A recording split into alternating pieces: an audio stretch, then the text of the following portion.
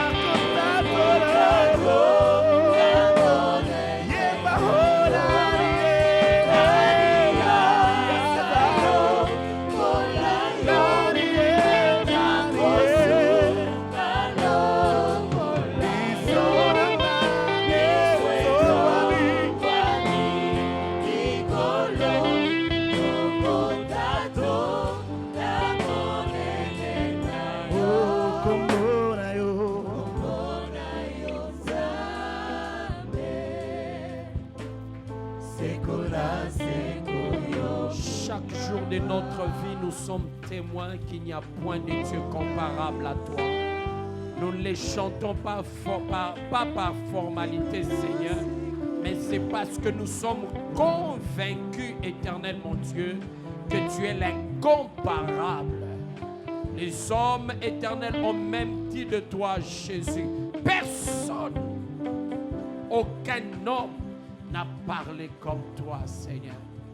Parle à nos cœurs, parle à nos vies. Accompagne cette parole par des signes, des miracles et des prodiges. Saint-Esprit, sens-toi libre d'agir, d'opérer. Sens-toi libre, Saint-Esprit. Au-delà de mots et de phrases qui sortiront de ma bouche, parle à nos cœurs, Seigneur. Parle à nos cœurs éternels. La Bible dit, dans leur détresse, ils crièrent à l'Éternel. L'Éternel envoya sa parole et sa parole leur guérit. Seigneur, je prie pour les guérisons, les transformations, les surnaturels, les miracles. Tu n'as pas besoin qu'on enseigne sur le miracle pour que tu produises des miracles. Ta manière de faire est miraculeuse. Yahweh, nous nous soumettons à toi, Seigneur. Agis dans ta gloire. Qu'aujourd'hui nous sortions de ces lieux avec des témoignages palpables. Au nom de Jésus-Christ, nous avons ainsi prié reçu. Nous disons Amen. Gloire à Dieu. Tu fais bien d'acclamer le Seigneur.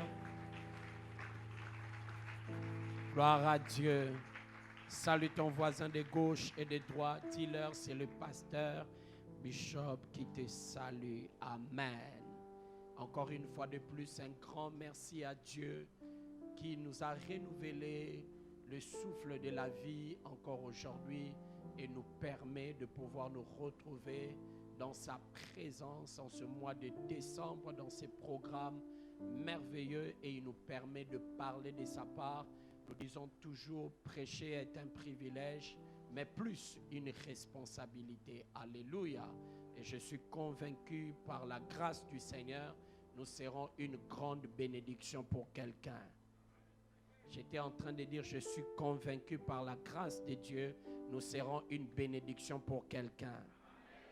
Que Dieu bénisse davantage son serviteur, le pasteur parfait, et le travail qu'il est en train d'abattre aussi. Que Dieu le bénisse abondamment, ainsi qu'à maman. Merci énormément de nous avoir invités, associés à ce programme-là.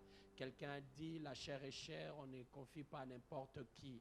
Et je dis un grand merci à tous les staffs de responsables qui tiennent un merveilleux travail, même à l'absence de son serviteur. Amen. Que Dieu soit béni. Maman me posait la question de savoir tout à l'heure comment ma femme n'est pas avec moi. En fait, Dieu nous a bénis. Il y a une bénédiction qui est aussi en route. J'étais en train de 6 ans après. Alléluia. Notre avant-dernière a maintenant 6 ans et demi. Et bientôt nous aurons une grande bénédiction, une merveilleuse bénédiction qui est en route. Voilà son indisponibilité. Amen. Que Dieu soit loué. Gloire à Dieu. Tikango lui a fécondité, affecté Mutumorona pourquoi lelo. Pendant que j'étais en train aujourd'hui de regarder, c'est ma femme qui me montrait la publication de la page. La presse, vous faites un merveilleux travail, que Dieu vous bénisse abondamment, un merveilleux travail. J'ai vu le commentaire d'un frère, il dit, pasteur, vous avez annoncé 7 paix, mais vous en avez parlé que 3. Mais écoutez, même dans les films, il y a des longs métrages, des courts métrages et des séries. Nous, on est dans une série. Donc, j'avais annoncé 7, mais même aujourd'hui, j'en parlerai qu'un seul. Donc, la suite au prochain numéro.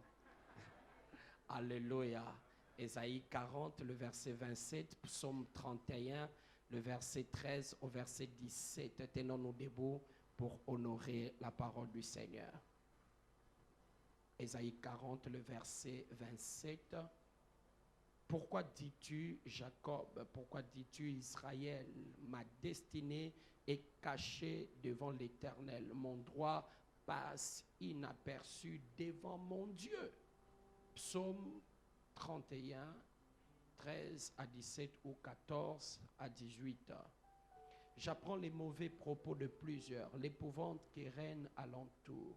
Quand ils se concertent ensemble contre moi, ils complotent de m'ôter la vie. Mais en toi je me confie, ô Éternel. Je dis, tu es mon Dieu. Mes destinées sont dans ta main. Délivre-moi de mes ennemis et de mes persécuteurs. Fais luire ta face sur ton serviteur. Sauve-moi par ta grâce, Éternel, que je ne sois pas confondu quand je t'invoque, que les méchants soient confondus, qu'ils descendent en silence au séjour des morts. Acclamons la parole du Seigneur. Gloire à Dieu. Donnez-moi quelques minutes pour reprendre un peu ce que nous avons dit hier. Nous avons dit David et Ésaïe sont en train de parler clairement de la destinée pour nous montrer que la destinée n'est pas une invention des églises, parce que nous sommes dans notre grand thème. Nous vous avons proposé un sous-thème depuis hier dont nous sommes en train de parler de la destinée de Joseph, de la destinée de Joseph. Et nous avons parlé de quelques définitions de la destinée. Premièrement, c'est la volonté parfaite de Dieu pour une personne. C'est la volonté parfaite de Dieu. S'il y a la volonté parfaite, il y a la volonté aussi permissive qui est une volonté qui n'est pas parfaite de Dieu. Nous avons donné plusieurs exemples bibliques de la volonté permissive de Dieu. Deuxièmement, nous avons dit la destinée, c'est le plan de Dieu pour nous. La destinée, c'est le plan de Dieu pour nous. Alléluia. Et j'ai quelque chose à ajouter ce soir. Dieu n'a pas de plan B dans ta vie. Dieu a qu'un seul plan et il est convaincu que ses plans s'accomplira. Lorsqu'un homme fait des plans B, c'est parce qu'il s'est dit au cas où les plans A ne marchent pas, le plan B viendra au secours. Mais Dieu n'a pas deux plans pour ta vie. Il n'a qu'un seul plan parce qu'il sait que ce qu'il a prévu s'accomplira. Même si le diable devient 1 million de fois diable, il ne pourra jamais empêcher le plan de Dieu de s'accomplir dans ta vie. Je m'en fous du nombre de tes ennemis. D'ailleurs, plus ils deviennent nombreux, plus ils deviennent faibles pour que Dieu puisse te donner une grande victoire qui va les humilier. J'aimerais t'annoncer une bonne nouvelle. Le seul plan de Dieu est le plan têtu qui s'accomplira et s'accomplira certainement. Alléluia. Troisièmement, la destinée, c'est la trajectoire. Alléluia. La trajectoire ne définit pas ma vie en fonction de la trajectoire tu me vois prendre, car Dieu est capable de m'amener aux États-Unis, mais par la route de Matadi. Lorsque tu me rencontres à Kimpese, ne dis pas que je me suis égaré, mais Dieu lui-même sait par quelle route il va m'amener, car il est capable de créer un chemin pendant qu'un chemin n'existe pas. Une histoire vraie, un homme, pendant un culte comme ça, on prophétise sur sa vie pour lui dire, je te vois aux États-Unis, Mais lui, demain, il avait un programme d'aller au Bandundu faire ses affaires. Mais on prophétise sur lui. Dans son cœur, il dit, voilà la prophétie des hommes de Dieu. Ils aiment toujours nous satisfaire, nous faire du bien. Mais lorsqu'il arrive vraiment demain, il prend son bus calmement et il va pour Bandundu. Il dit peut-être ça s'accomplira un jour. Mais en route, il y a un accident. Ils ont connu un accident.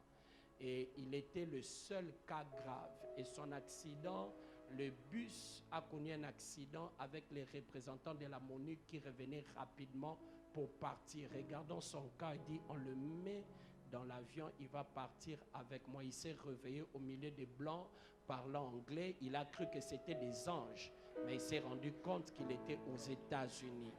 Donc la trajectoire d'Amba Memie aux États-Unis,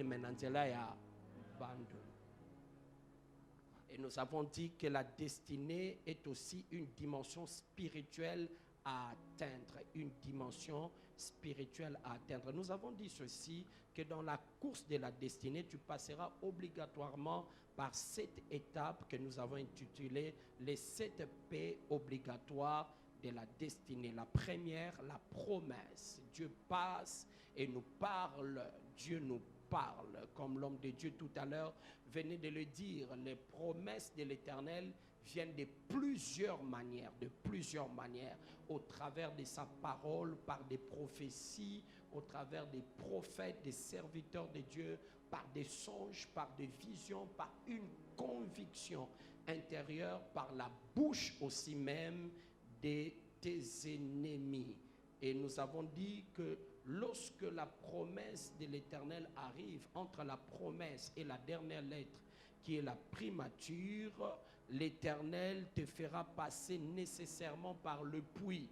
Parce que lorsqu'il a reçu la promesse, Joseph est tombé dans le puits. Dans Genèse 37, le verset 22 au verset 24. Nous avons dit que le puits, c'est le temps d'épreuve, un temps d'humiliation à cause de la promesse. C'est aussi un temps de rejet des hommes, mais c'est un temps que Dieu aussi permet que nous puissions comprendre le cœur de l'homme. C'est le vrai, c'est le temps où Dieu nous permet de voir le vrai visage de ceux-là qui nous entourent. Dans le puits, ne perds pas ton temps à haïr les hommes et à te lamenter, mais rapproche-toi plutôt de Dieu. Et nous avons dit, troisièmement, il est allé dans la maison des Potiphar. La maison des Potiphar, c'est un temps de consolation à cause du puits. C'est un temps où Dieu te permet de voir avant d'avoir. C'est un temps d'apprentissage avant la primature. C'est un temps aussi de transit prophétique, car tu ne peux pas rencontrer les chansons du roi si tu ne vas pas dans la prison du roi. Et tu ne peux pas aller dans la prison du roi si tu n'as pas servi dans la maison des Potiphar. Alléluia. Et quatrièmement, là où nous commençons ce soir, après cela, après Potiphar, vous connaissez, il est allé en prison. Genèse chapitre 39, le verset 20 au verset 23. Est-ce qu'on peut m'accompagner par une bonne mélodie prophétique, s'il te plaît? Il prit Joseph et les mit dans la prison, dans le lieu où le prisonnier du roi était enfermé. Il fut là en prison. L'Éternel fut avec Joseph et il étendit sur lui sa bonté et les mit en faveur aux yeux des chefs de la prison. Et le chef de la prison plaça sous sa surveillance tous les prisonniers qui étaient dans la prison. Et rien ne s'y faisait que par lui. Les chefs de la prison ne prenaient aucune connaissance de ce que Joseph avait en main, parce que l'Éternel était avec lui. Et l'Éternel donnait de la réussite à ce qu'il faisait. Acclamons la parole du Seigneur. Bien-aimé, la prison est un temps où des hommes, est un temps où de moments des injustices, mais cela ne t'affecte pas. C'est un temps où des choses difficiles, des moments, des injustices, mais malgré cela, cela ne t'affecte en rien. J'aimerais dire quelque chose de très important. Deux fois, Dieu ne nous parle pas simplement au travers de sa parole et de ses serviteurs, mais deux fois, Dieu nous parle par rapport à la suite des événements au travers des sentiments qui nous animent. Bien-aimé, lorsque tu passes par des moments difficiles, mais tu sens dans ton cœur une paix, sache que c'est la première étape avant l'exaucement divin. Car il y a des moments dans la vie, il y a trouble dehors, mais paix dedans. C'est le signe que l'Éternel est avec toi. Alors ne sois pas agité par des agitations du dehors, mais garde la confiance du sentiment de paix que tu es en train de ressentir dans ton cœur. Il était en train de vivre des moments d'injustice, mais au-dedans de lui, il n'était affecté en rien. Parce que ce qui m'étonne de la vie de Joseph, c'est qu'il se réveille un matin, il constate la tristesse sur le visage des chansons et des panetiers. S'il constate qu'ils étaient tristes, c'est parce que lui n'était pas triste malgré la prison, mais il sentait qu'il n'était pas triste. Ce sont des moments comme ça, tu sens que tout est bloqué, tout est fermé, mais tu as une paix en toi qui te pousse à te dire, est-ce que je suis devenu inconscient par rapport à ma vie? Non, ce n'est pas que tu es inconscient ou s'en foutiste, mais c'est simplement un signe qui te parle pour te dire, l'avenir est meilleur. J'aimerais dire à quelqu'un, ton avenir est meilleur. Ce n'est pas le terminus de ta vie, ce n'est qu'un transit. Même si tu vis cela, glorifie l'Éternel à chaque circonstance de ta vie. C'est un temps où tu vis des moments difficiles, mais avec des signes divins qui ne trompent pas. C'est comme les déserts. Ils étaient tous dans le désert, mais ils avaient la manne, ils avaient la caille, ils avaient le vêtement en bon état. Ils étaient toujours en sécurité, en bonne santé. De moments difficiles, mais avec des signes qui ne trompent pas. Bien-aimé, lorsque tu vois des signes de la part du Seigneur, sache que le meilleur est à venir. Oh my God, est-ce que je parle à quelqu'un qui est en train de vivre des situations difficiles, mais il vit aussi des choses et des signes qui ne les trompent pas. Le premier d'ailleurs signe, si tu en manques, c'est le message que tu es en train de recevoir ce soir. J'aimerais t'annoncer que le meilleur est à venir. Oh my God, le meilleur est à venir. Alléluia. C'est un temps où Dieu travaille à activer en nous une autre dimension du don reçu. Le temps de la prison, c'est un temps où Dieu travaille à activer en nous une autre dimension. Car, bien aimé, Joseph dans la maison de son père, il était un faiseur de songes. Mais lorsqu'il arrive dans la prison, il devient interprète des songes. Et c'est ce CV-là qui lui a permis d'entrer dans le palais royal. Alléluia. Ce n'est pas le CV de faire des songes, mais c'est le CV d'interpréter des songes. Mais où est-ce que Dieu a amené l'interprétation des songes? Dieu a amené l'interprétation des songes dans la prison. Je suis en train d'annoncer une bonne nouvelle à quelqu'un. Dieu est en train d'activer des dimensions spirituelles dans ta vie. C'est pourquoi tu vois, oui, le matériel ne marche pas, le financier ne marche pas, mais ton homme intérieur est en train de se renouveler jour après jour. Car là où tu es en train de partir, tu n'as pas besoin de ton identité du toit parental, mais tu as besoin de ton CV que tu as reçu dans la prison. C'est dans des moments difficiles comme ça que Dieu vient parfaire notre vie. Dieu vient travailler notre être. Dieu vient performer notre vie. Bien aimé, il y a des gens qui n'ont appris l'épargne et la gestion financière que dans des moments de crise et de pauvreté. Bénis l'Éternel pour la prison de ta vie, car c'est cette prison qui vient activer le don. C'est lorsque Joseph est en train de lire tout ça qu'à la fin il dit à ses frères, vous avez médité de me faire du mal, mais l'Éternel l'a transformé en bien. Car pour Joseph, la prison est un bien. Oh my God. Pour Joseph, la prison était bien. Alléluia. Toi, tu dis qu'il était en prison, mais pour lui, il était en retraite spirituelle. C'est un temps, bien-aimé dans le Seigneur. C'est aussi un temps où le diable profite à nous faire regretter le fait d'avoir choisi la voie de Dieu. Le fait d'avoir choisi la voie de la sanctification. Parce que Joseph n'est pas en prison parce qu'il a péché. Joseph est en prison parce qu'il a refusé de pécher. Et c'est dans des moments comme ça, dans les moments difficiles où le diable vient te dire, tu vois, si tu avais pris cet argent-là, tu vois, si tu étais parti avec cet homme-là, bien-aimé, ne regrette jamais de rester fidèle à Dieu. Parce que même si aujourd'hui, ça ne te paye pas, mais avant que tu quittes la terre, tu verras que la vie de la sanctification paye toujours.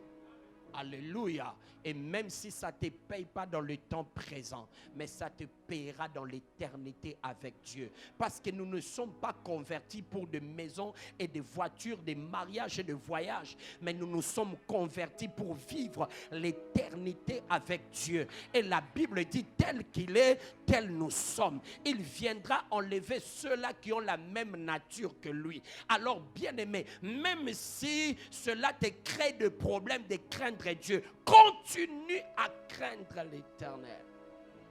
Continue à craindre Dieu. Mais écoutez, bien-aimé, de la prison à la primature, il est important de savoir que pour que tu quittes cette étape, il y a plusieurs choses qui doivent entrer en jeu. Et pour Joseph, la première chose qui lui a permis de sortir de la prison, c'est qu'il était fils de Jacob, qui lui était fils d'Isaac, et Isaac était fils d'Abraham. Donc, Joseph avait une alliance avec Dieu. Dis avec moi, alliance. Donc, ce que fait que par Abraham, Joseph avait une alliance avec Dieu. Et dans le clause de l'alliance de Dieu avec Abraham, Dieu s'était engagé de bénir les descendants d'Abraham. Dis avec moi l'alliance. Bien-aimés, nous sommes ici à cause de l'alliance. Et d'ailleurs, c'est à cause de l'œuvre de la croix que moi et toi, nous sommes devenus enfants de Dieu. Nous sommes le fruit de l'alliance. Dis avec moi l'alliance. Voilà pourquoi lorsque Jacob quitte la maison de Laban, il lui fait remarquer une chose. Nous sommes dans Genèse chapitre 31, le verset 42. La Bible dit, si je n'avais eu pour moi le Dieu de mon Père, le Dieu d'Abraham, c'est lui qui craint Isaac, tu m'aurais maintenant renvoyé à vide. Donc il fait remarquer à Laban, si je suis devenu prospère, ce n'est pas simplement parce que tu m'as donné des choses, mais c'est parce que j'avais pour moi le Dieu d'alliance. Et le Dieu d'alliance de mon grand-père Abraham s'était engagé de nous bénir. Et bien-aimé, j'aimerais t'annoncer une bonne nouvelle. L'alliance est plus forte que la prière. Parce qu'il arrive des moments dans ta vie, tu ne pries pas, tu dors, mais l'alliance agit. My God. Je dis l'alliance agit. Je dis à quelqu'un l'alliance agit. Alléluia. Voilà pourquoi peu importe ce que le monde voulait contre Joseph, l'alliance aussi les réclamait. C'est pourquoi partout où il passait, il n'était que chef. Le monde occulte appelle ça étoile, mais nous appelons ça alliance. L'alliance est capable de te faire prospérer dans le désert, mais l'alliance, bien aimé, le jour où je suis allé à Dubaï, je me suis rendu compte, vraiment, l'alliance d'Abraham continue à agir. Parce que ceux-là qui occupent ces déserts-là, ce sont des fils d'Abraham au travers d'Ismaël. Et lui-même, Ismaël, la Bible dit, il est devenu chasseur habile. Où? Dans les déserts. Oh, est-ce que dans le désert, il y a des animaux à chasser? Mais comment il devient chasseur habile? À cause de l'alliance du sang. Dieu a déplacé la forêt pour la... Dieu est capable de changer le désert en une source d'eau à cause de l'alliance. Dis avec moi l'alliance. Par Jésus, nous sommes en alliance avec Dieu, inauguré par le sang. Or, bien-aimés, en matière d'alliance, il n'y a pas plus forte alliance que l'alliance du sang. Car moi et ma femme, le seul signe d'alliance que nous avons, c'est cet anneau. C'est cet anneau. C'est le seul signe d'alliance que nous avons. Mais dans la vie de mes enfants, il y a mon sang qui est en train de couler en eux. C'est pourquoi Dieu, voulant inaugurer la nouvelle alliance, il s'est rendu compte que la faille de l'ancienne alliance, c'est que le sang était extérieur. Mais dans la nouvelle alliance, pour corriger cela, il amène le sang. Alléluia.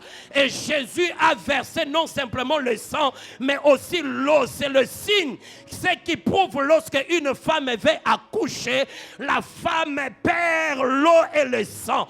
Pour dire que ce jour-là, nous avons été enfantés par Jésus. Nous sommes en alliance. Nous ne sommes plus des créatures de Dieu, mais nous sommes devenus des...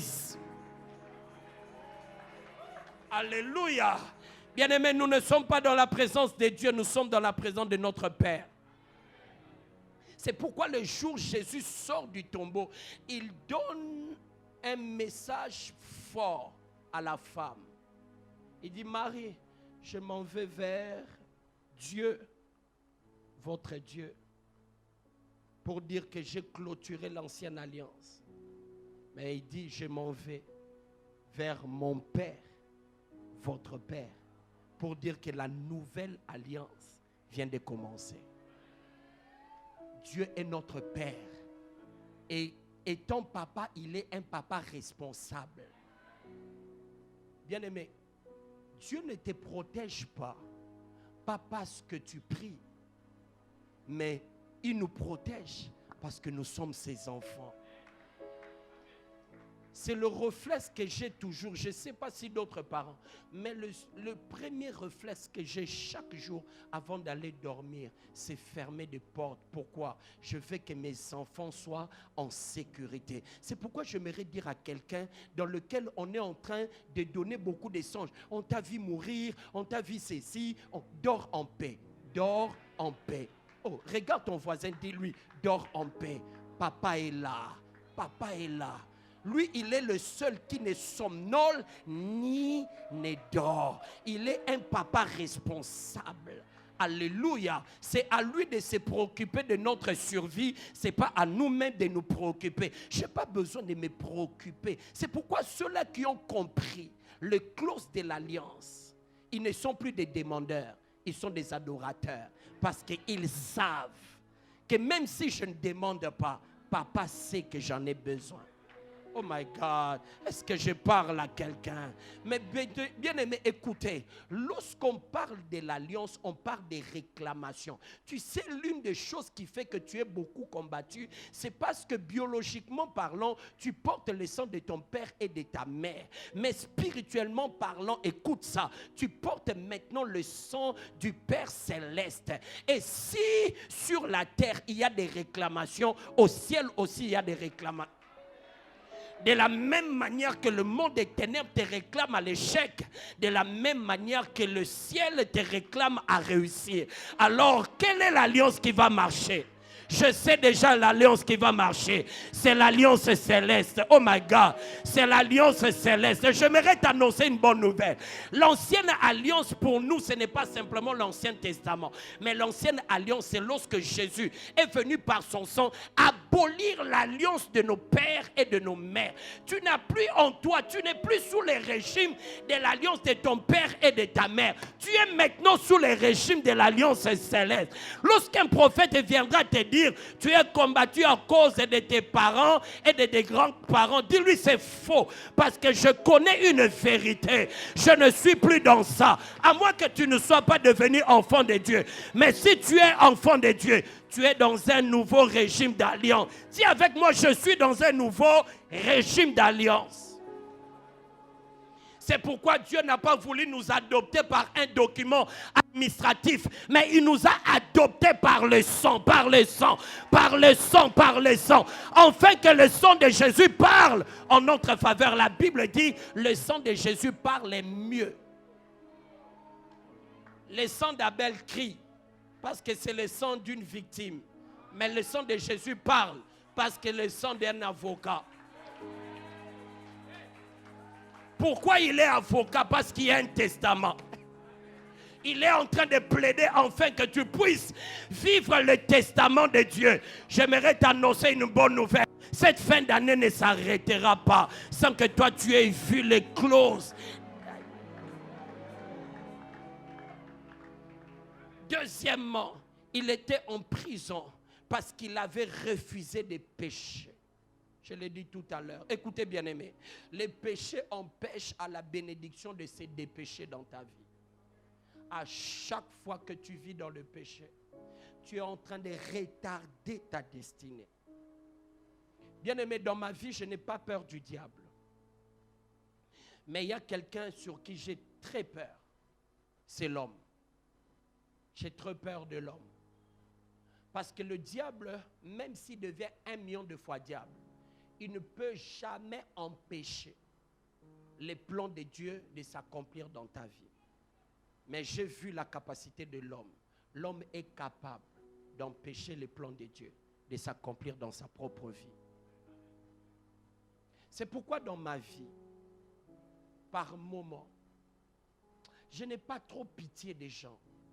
Parce qu'il y a des gens dans lesquels tu as pitié d'eux, mais ils sont eux-mêmes le promoteur de leur échec par la vie du péché. Écoutez bien aimé, lorsque tu vis dans le péché, ce n'est pas nous que tu es en train de tromper. C'est ta propre destinée que tu es en train de jouer avec. Ça ne sert à rien d'être ici à l'église, mais d'être aventurier devant Dieu. Dieu ne traite pas avec les aventuriers. Dieu traite avec des hommes sérieux. Et un homme qui tient à sa destinée ne blague pas avec le péché. Toi-même, tu connais combien de combats dans lesquels ta famille est sous le régime. Mais en même temps, tu ouvres des portes. Et après, tu vas tourmenter des pasteurs. Je n'arrive pas à comprendre. Comment tu n'arrives pas à comprendre? Tu sais que c'est toi-même le problème.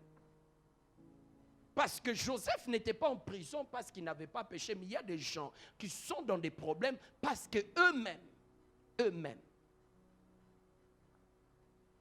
Bien aimé, lorsque tu es en train de vivre dans le péché, tu es en train toi-même de jouer avec ta vie. Tu joues toi-même avec ta vie. C'est comme aujourd'hui, on me parlait d'un homme. Un homme de Dieu.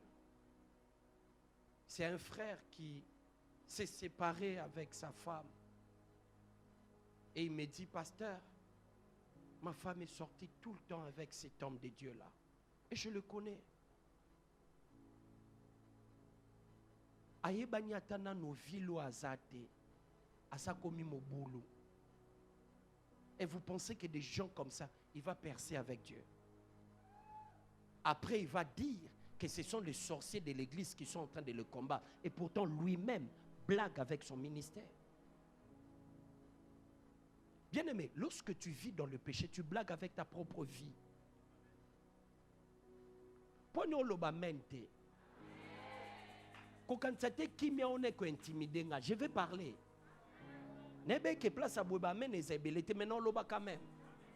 C'est ça le problème avec vous. Quand vous vous sentez de telles choses, vous commencez à nous regarder pour nous intimider. Passe à l'autre étape. Passe.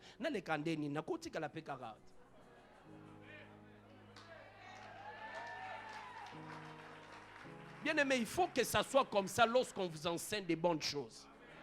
Pas ça, c'est le meilleur. Il ne faut pas on dirait comme une ville mortuaire. Non. Tout ça, ouais. Dis à ton voisin, on est là. Alléluia. Bien aimé, cette hypocrisie, ça sert à quoi?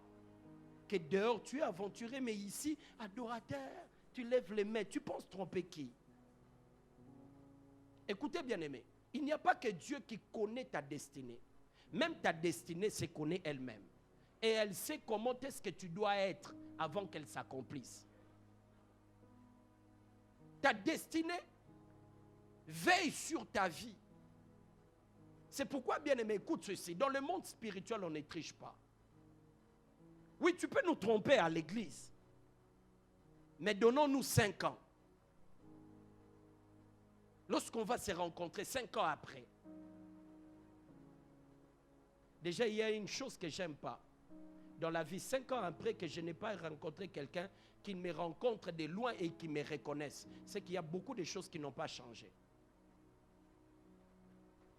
Bien aimé, sur la vie, hein, on t'a voyagé 5 ans. À Zongi, na boulevard à Belelio. Que boa ba mité sur Facebook. Que ndoko ta retraite. Parce que y en a une différence c'est que ceux qui ont remarqué, bon, c'est que soit et là-bas, échangé, et bah tu me souviens comme ça, on a battu la bilamba ma casse, ma bé, on a déserté, on a battu la kelamboyo depuis 1990. On comment le coup mon anime, et ma bête, soit tu t'intires échangé, soit tu peux santé changer. 5 ans après, on t'a belé lio. Kota retraite, lequel on entame. Ça veut dire que bleu et belé marché.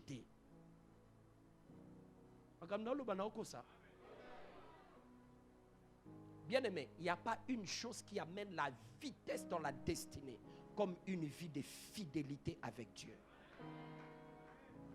Dans ma petite expérience, j'ai vu que beaucoup de gens qui ont cru jouer avec Dieu, comment est-ce qu'ils ont fini leur course? Sois sérieux dans ta vie. C'est ta vie. Bien aimé, que l'image que nous donnons dans l'ensemble ne te trompe pas. Que l'image que nous donnons dans l'ensemble ne te trompe pas. Vous savez, il y a des gens, quand on est l'ensemble, et ils se révoltent aussi contre les démons. Au nom de Jésus.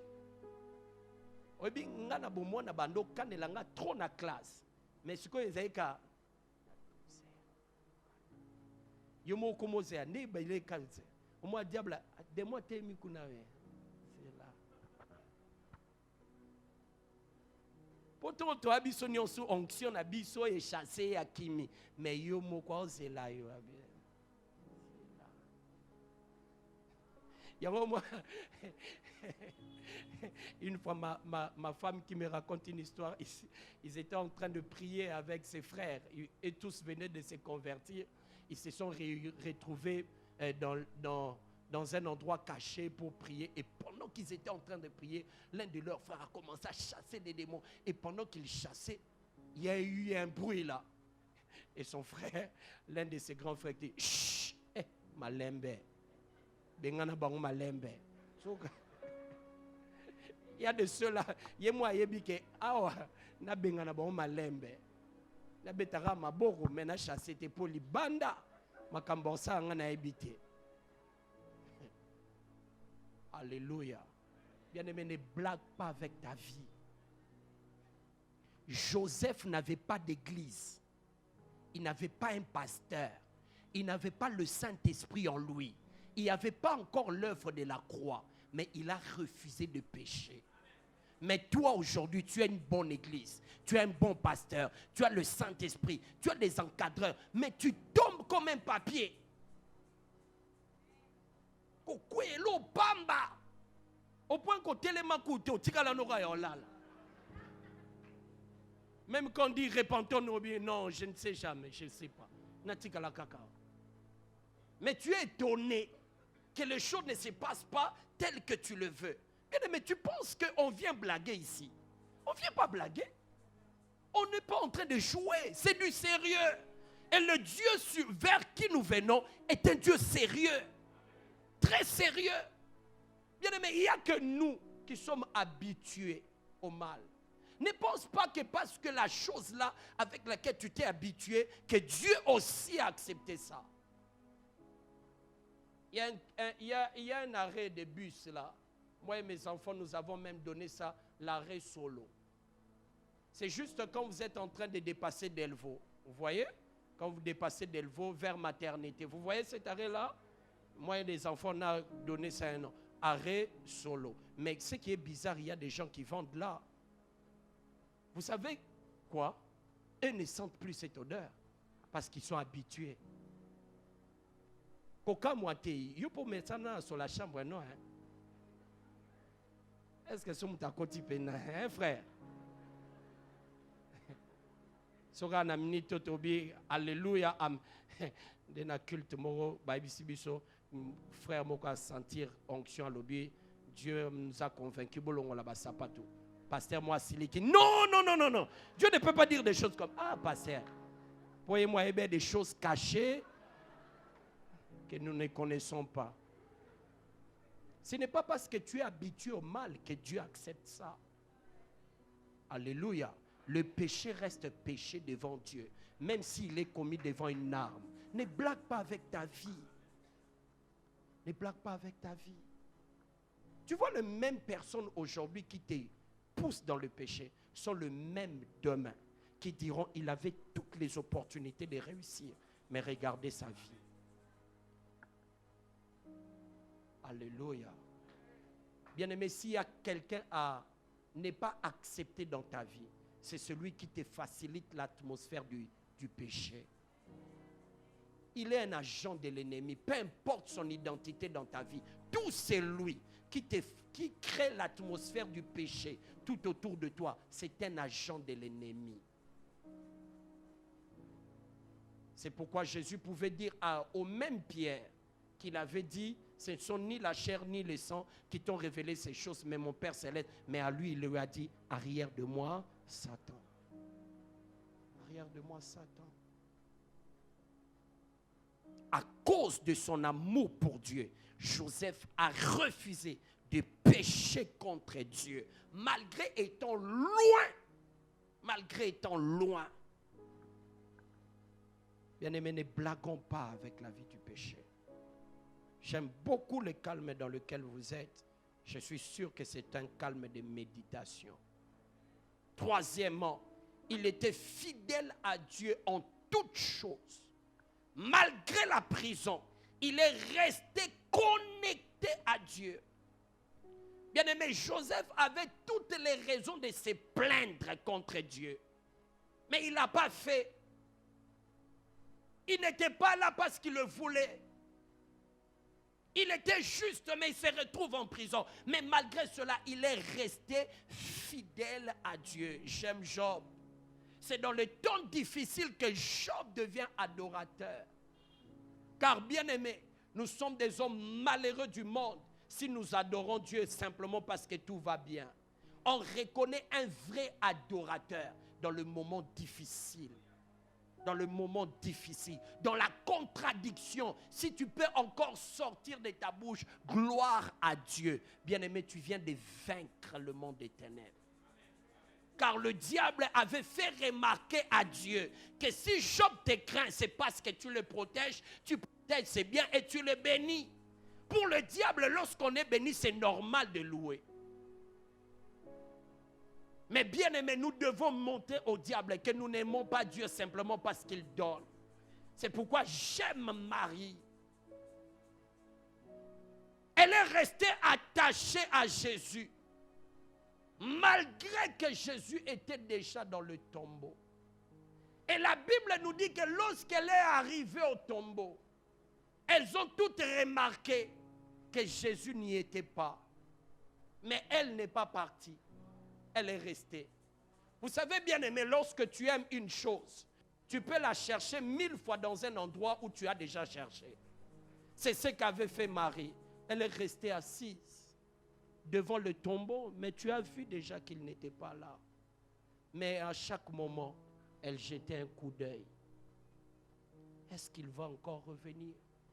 Mais c'est quel Jésus que Marie cherche? Ce n'est pas Jésus faiseur des miracles. Parce que lorsque Jésus lui apparaît, il dit, si tu as pris son corps, elle veut même simplement son corps. Même son corps. Et vous savez bien aimé, à cause de ça, Jésus a arrêté sa course vers le ciel. Parce qu'après être mort, il devait aller rendre un culte dans les tabernacles éternels. Raison pour laquelle il refuse qu'on le touche. Il dit, je ne suis pas encore allé vers mon Père. Parce qu'il avait une mission à accomplir. C'est lui d'amener le sang et de placer dans le propitiatoire éternel. Pendant qu'il était en train d'aller, il s'est rendu compte que si je vais, cette femme ne va pas quitter là. Il est revenu pour lui. et lui a donné la première révélation de la nouvelle alliance. Ce sont des adorateurs dans la contradiction qui rencontrent Dieu dans des dimensions que les autres ne connaissent pas. Bien-aimé, lorsque tu adores simplement Dieu parce que tout va bien, c'est normal, même les païens le font. Même les païens le font. Mais lorsque tu adores Dieu dans des moments difficiles, dans le moment où même le monde vient regarder, qu'est-ce qui te pousse à adorer? Ça, même les anges au ciel sont étonnés. Parce que vous savez, bien-aimé, l'une des choses qui fait que le Saint-Esprit soit le seul à nous enseigner l'adoration, c'est parce que lui vit avec nous. Mais les anges ne peuvent pas être nos enseignants. Ils adorent dans des conditions bien. Mais lorsque tu peux adorer le Seigneur dans les conditions du Congo, dans des moments difficiles, même les anges sont étonnés. Alléluia. Oh, est-ce que je parle à quelqu'un? S'il y a un moment important de louer et d'adorer le Seigneur, c'est dans des moments difficiles de la vie. Ne deviens pas simplement demandeur, mais loue l'Éternel. Je te rends grâce de ce que je suis en train de vivre, parce que je sais que ma destinée ne s'arrêtera pas ici. Peu importe ce que je te vis, je te dis alléluia. Je te dis gloire à Dieu. Je te dis gloire au Seigneur. Je te dis que ton nom soit loué, que ton nom soit béni. David dit, je me crie loué soit l'Éternel et je suis délivré de tous mes ennemis. Les commentateurs de la Bible racontent cette histoire que lorsque David a composé ses psaumes, c'est lorsque le roi veut l'atteindre. Il veut l'arrêter. Mais David décide de louer l'Éternel. Et on vient dire au roi que ta ville est attaquée. Et Dieu les délivre de ses ennemis. Oui, la louange et l'adoration sont le résultat de la révélation et des miracles de Dieu. Mais par moments, ça peut être la cause qui crée le miracle et la révélation. Oh, est-ce que quelqu'un est là avec moi? Même dans les temps difficiles, apprends à bénir l'Éternel, à louer l'Éternel dans ta vie. Peu importe ce qui t'arrive, apprends à louer l'Éternel. Ça te rend plus fort, plus solide. Oh, est-ce que quelqu'un est là avec moi? Alléluia. Quatrièmement, il était sensible aux problèmes des autres. Joseph est resté sensible aux problèmes des autres. Même quand il se retrouve en prison, blessé dans son amour propre, par la trahison de ses frères, par les accusations fausses de la femme de Potiphar, mais son cœur est resté sensible aux problèmes des autres. Lorsque tes problèmes t'empêchent d'être sensible aux problèmes des autres, tu es devenu égoïste. Que tes problèmes ne te rendent pas insensible parce que tu ne sais pas. Vous savez, pendant que j'étais en train de relire, je me suis souvenu ici. Un jour, il m'est arrivé, j'étais au bureau, j'avais des sérieux problèmes financiers.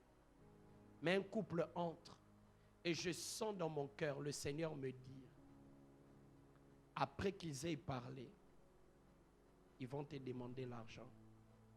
Donne-leur ce que tu as. Mais bien aimé, moi-même, j'en avais des graves. Parce que moi, il y a Babylone, Sunzamba Sengara, il y a vraiment à Ebika na Bunzambe na. Pour na nengue na biswa bomoto. Ah non, c'est pas facile. Et pendant que nous avons parlé, vous savez qu'est-ce qui s'est passé? Le couple voulait s'élever sans me demander l'argent. Mais le Seigneur m'a dit, je t'avais dit. De la même manière, lorsqu'Élie est allé chez la femme, la veuve de Sarepta, Dieu lui avait dit, j'ai instruit à la femme de te nourrir. Mais quand Élie arrive, il trouve que la femme n'avait aucune prédisposition de les nourrir. Mais il a quand même demandé. Tu m'as dit, donne. Bien-aimé, je vous assure devant le Seigneur, n'a pas un contre-cœur, mais n'a pas quand même.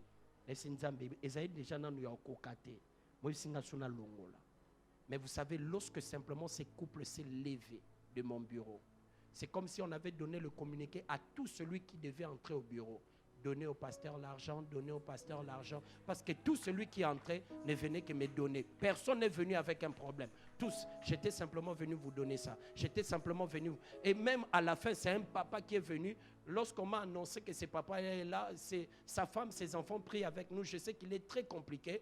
Alors lorsqu'on m'a annoncé, j'ai dit, oh mon Dieu, c'est encore quoi le problème? Et lorsqu'il est entré, pasteur, je suis simplement venu vous remettre cette enveloppe.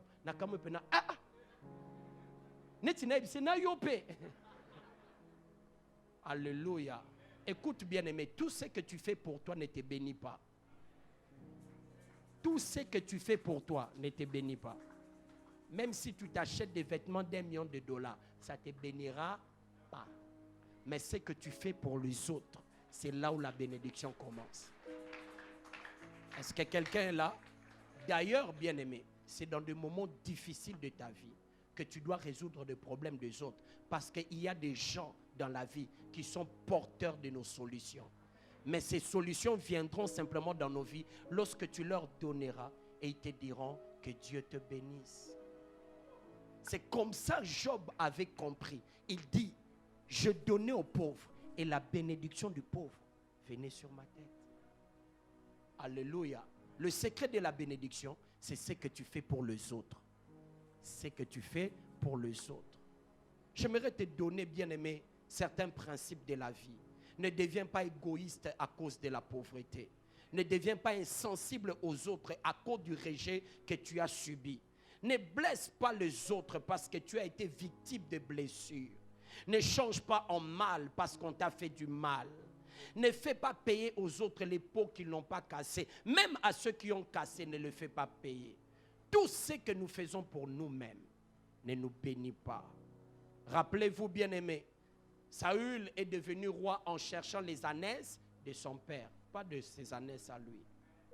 David a été célébré parce qu'il a tué le Goliath d'Israël et de l'armée d'Israël, pas son propre Goliath. Et même notre Seigneur Jésus, il est souverainement élevé, assis à la droite de Dieu le Père, pas parce qu'il a porté sa propre croix, mais parce qu'il a porté notre croix.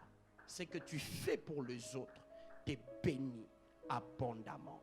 Alléluia. Cinquièmement, il savait mettre au service des autres les dons qu'il avait reçus et cela gratuitement. Sixièmement, il n'avait pas seulement le don, mais aussi les caractères du don. Lorsque l'Éternel te fait marcher dans ta destinée, en fait, tout ce que Dieu poursuit dans des moments d'épreuve, d'humiliation, c'est pour parfaire en nous le caractère de Christ.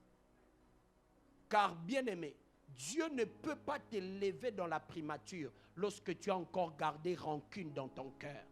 Lorsque Dieu a vu que dans le cœur de Joseph, il n'y avait pas de rancune, Dieu pouvait l'élever. Et ce qui fait que même lorsqu'il a vu ses frères, il ne s'est pas vanté. Lui qui était vantard des visions, mais à l'accomplissement des visions, il ne s'est pas vanté de ça.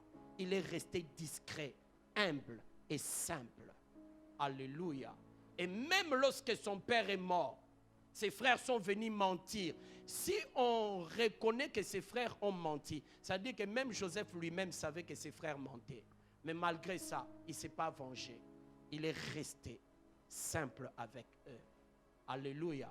Vous savez, la plupart d'entre nous, Dieu ne les bénit pas encore. Pourquoi? Parce que lui, Seigneur, pambola nanga, banguna nanga basambwa. Yo kanisa banguna neza ba démon, eza ba banane. Menzo kande banguna, c'est la voisine d'en face, c'est son frère, c'est son cousin. Banguna, tant que tu es dans ça, Dieu n'est pas dans de telles rivalités.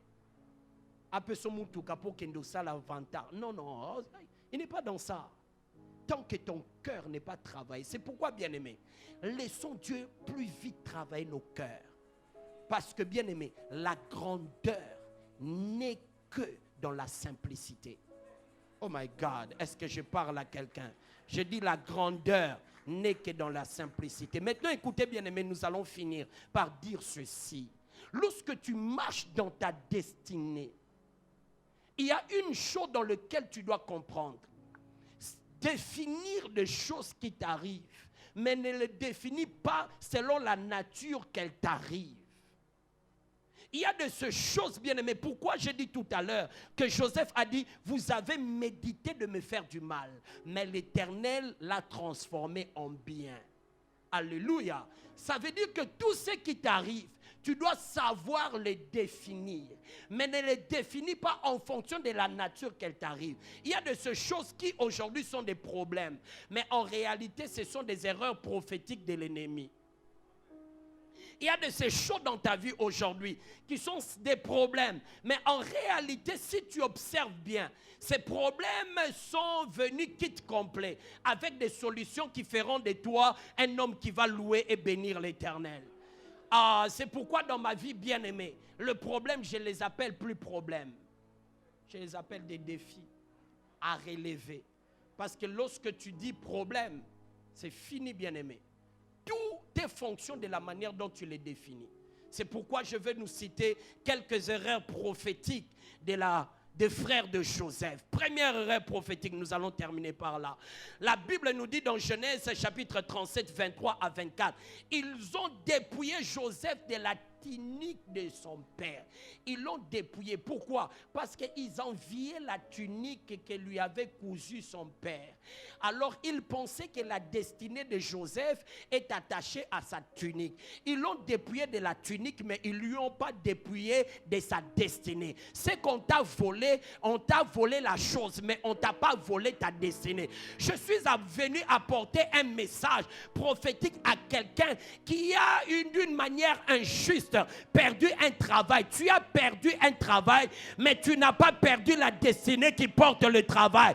Tu as perdu une relation, mais tu n'as pas perdu la destinée qui porte, qui amène des relations. J'aimerais t'annoncer une bonne nouvelle, que ce que tu as perdu n'est pas le moteur qui produit les choses, car la chose est en toi, mais pas en dehors de toi.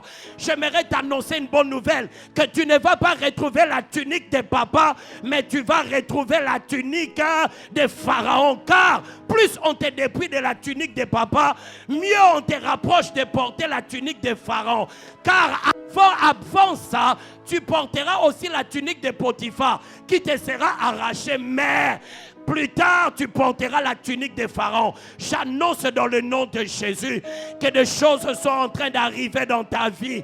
Oh my God, ils ont dépouillé les receveurs et non les donateurs. Car celui qui a donné reste fidèle. Écoute-moi bien aimé. On ne peut jamais combattre une destinée qui vient d'en haut. Tes ennemis commettent une grave erreur. Ils te dépouillent des choses parce qu'ils pensent combattre ta vie. Ils ont dit, nous verrons ce que vont devenir ces songes. Mais ils ne savaient pas qu'on ne combat jamais une destinée qui vient d'en haut. À moins que tu habites le ciel. Mais si tu habites la terre, tu ne pourras jamais combattre une destinée qui vient d'en haut. Impossible, bien-aimé. Alors va annoncer cette mauvaise nouvelle à tes ennemis, que plus ils sont en train de te dépouiller, plus ils sont en train de te permettre d'être remplis. Car ce que Dieu va te donner, il ne va pas te donner ce que tu as perdu, il va te donner plus que ce que tu as perdu. J'annonce une bonne nouvelle à quelqu'un. Si l'année 2019 était une année de perte, je prophétise que 2020 sera une année où Dieu va te restaurer, pas dans le premier état de choses que tu avais perdu, mais plus que ça. C'est lui qui dit amen, j'avance pour les bénir. Ce que tu as perdu, tu ne l'as pas perdu. Dieu t'a simplement enlevé de cette tunique pour mieux te faire porter la tunique de Pharaon. J'annonce une tunique de royauté. J'annonce une tunique d'autorité. J'annonce une tunique d'élévation. J'annonce une... My God, car notre Dieu est le spécialiste de nous faire retrouver plus que ce que nous avons perdu, afin de décourager l'ennemi à nous voler. Parce que lorsqu'il a volé 10, Dieu va te rendre 100. Lorsqu'il a volé 100, Dieu va te rendre 1000. Lorsqu'il a volé 1000, Dieu va te rendre 1 million. J'aimerais dire à quelqu'un, continue à croire à Dieu. Ce que tu as perdu, tu ne l'as pas perdu. Oh my God, est-ce que je parle à quelqu'un? Je dis que ce que tu as perdu n'est pas perdu. Ce que tu as perdu n'était pas dans la finalité de ta vie. Ce n'était qu'une étape, mais non la finalité de ta vie. Bénis l'Éternel pour ce qui est parti. J'aimerais dire à quelqu'un, bénis l'Éternel pour cet homme qui est parti, car meilleur que lui est en train de... Alléluia. Je vois Éternel en train de faire des choses extraordinaires. Il y a un temps que Dieu va essuyer tes larmes des choses que tu as perdues. Oh my God. Il y a un temps où Dieu va te faire comprendre que ce qui était parti devait être parti pour que le meilleur arrive. Vous savez, lorsque je regarde ma femme et je regarde à tous ceux-là que j'ai eu l'intention de les épouser avant, j'ai dit, mon Dieu, ils avaient bien fait, ils avaient bien fait. Oh, aboyanga ça l'a bien. Parce que, oui, tu me soupes nos taliers 10 ans après. Eh,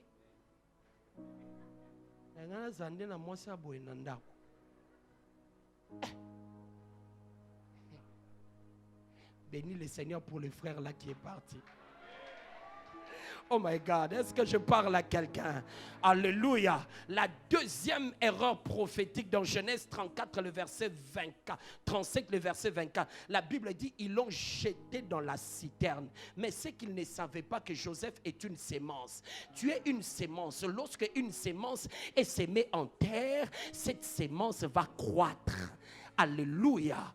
Donc plus ils sont en train de presser sur ta vie, car ta vie est comme un ressort. Plus on est en train de presser sur toi, plus tu vas encore monter plus haut. Laisse-les te combattre, car Dieu va te bénir à la dimension de leur combat. Plus le combat est grand, plus la victoire sera grande. Plus Goliath est grand, plus le son de son tombé sur le sol sera fort. J'annonce qu'il y a des victoires qui vont annoncer elles-mêmes. Je dis qu'il y a des victoires dans ta vie que Dieu va faire retentir dans le quartier, dans la famille. Les mêmes victoires feront la publicité d'elles-mêmes. Laisse-les te jeter dans la citerne. Laisse-les. C'est la même erreur prophétique qu'avait commis Nabuchodonosor. Il va chauffer la fournaise jusqu'à 7 fois. Or, lorsqu'il a chauffé ça jusqu'à 7 fois, le chiffre 7, c'est le chiffre de Dieu. Il ne savait pas que le feu de Nabuchodonosor n'était plus son feu, mais c'était devenu le feu de l'Éternel. Ce qui fait que lorsque Shadrach, Meshach et Abednego sont tombés dedans, ils ne pouvaient pas être dévorés par ce feu. Pourquoi? C'est le feu de l'Éternel lui-même. J'annonce des erreurs prophétiques de tes ennemis qui vont te... Alléluia. C'est à cause de cela que lorsque Jésus est arrivé à la croix, le diable s'est rendu compte. Il pensait que lorsqu'il va tuer Jésus, il va gagner l'humanité. Or, en tuant Jésus, il perdait l'humanité et Jésus gagnait l'humanité. Car dans ces combat dans lequel nous sommes en train de combattre, c'est le combat de qui perd gagne. Je suis en train de perdre des choses pour gagner. Alléluia. Et bien aimé, comme si cela ne suffisait pas, je termine par là, ils ont pris la tunique de Joseph. Ils ont tué le bouc. Or, lorsqu'ils ont tué le bouc, ils ne savaient pas qu'il venait de prophétiser sur sa vie. Parce que lorsque le bouc est mort, ça veut dire que Joseph ne mourra plus jamais. Ce que le diable ne sait pas, c'est qu'il est en train de tuer dans ta vie là. Est en train de prendre ta place dans le combat de la vie. Puisque cette chose-là est morte, toi tu ne mourras plus. Oh my God, est-ce que quelqu'un comprend? Car bien aimé, lorsque le bouc est mort, c'est un message fort, même en Égypte, pour dire, celui qui est en train de venir, un bouc est mort déjà à sa place. C'est pourquoi nous aussi, Jésus est déjà mort pour nous à la croix. Tu ne mourras pas, tu vivras. Et tu témoigneras les œuvres de l'Éternel. Et comme si cela ne suffisait pas, ils ont trempé la tunique de Joseph dans le sang. Et lorsqu'ils ont sorti la tunique de Joseph dans le sang, c'était un signal fort dans le monde spirituel que celui qui est en train de venir, il est porteur d'un sang. Mais nous ne sommes pas le porteur du sang des boucs, mais nous sommes porteurs du sang de Jésus. Le monde spirituel a déjà compris le message. Et j'aimerais t'annoncer la bonne nouvelle. Que tu ne mourras pas en Égypte, mais tu sortiras vainqueur. Ce qui t'arrive n'est en réalité que dans le plan de Dieu. Alors si tu dois pleurer, pleure, mais continue à bénir l'Éternel. Si tu dois te lamenter, ne va pas te lamenter chez les hommes, mais parle à Dieu. Dis, c'est vrai, c'est difficile, mais je continue à te faire confiance. parce que je sais que ce que tu as prévu pour moi est meilleur. Bien-aimé, même si ça fait mal, je sais, il y a de ce moment dans la vie où tu vis des choses dans lesquelles tu es dans la présence de Dieu. Tu n'as plus de mots ni de phrases. Mais ce sont simplement des larmes qui coulent. Même si ce sont simplement des larmes, pleure. C'est la meilleure adresse pour pleurer.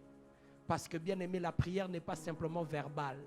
Il y a aussi des prières liquides. Pourquoi la Bible nous fait remarquer que le jour où Jésus priait à Gethsémane, sa sueur s'est transformée en grimon de sang? C'est parce que Dieu sait lire les prières liquides.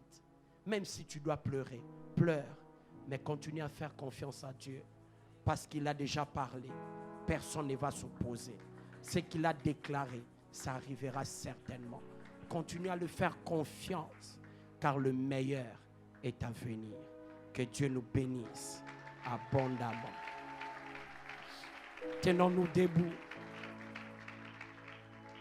Lève tes mains et bénis l'Éternel. Si on peut chanter avec la chorale, il n'a pas dit que tu sombrerais. Il n'a pas dit que tu coulerais. Il a dit